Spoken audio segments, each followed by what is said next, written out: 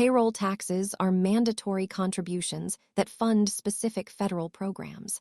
Let's break down how they work and where that money actually goes. In the United States, your payroll tax is often referred to as FICA, which stands for the Federal Insurance Contributions Act. The total tax rate is 15.3%. If you are a W-2 employee, you pay half, and your employer pays the other half. These funds are strictly earmarked. Social Security provides income for retirees, while Medicare helps cover medical expenses for those over 65. Payroll taxes are different from income taxes. Income taxes go into a general fund, while payroll taxes are tied specifically to social safety nets.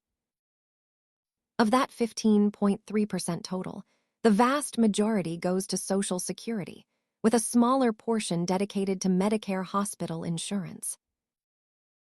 Unlike some other taxes that might be offset by credits, payroll taxes are generally mandatory for all covered earnings. Check your next pay stub to see your contributions. This is educational content, not financial advice.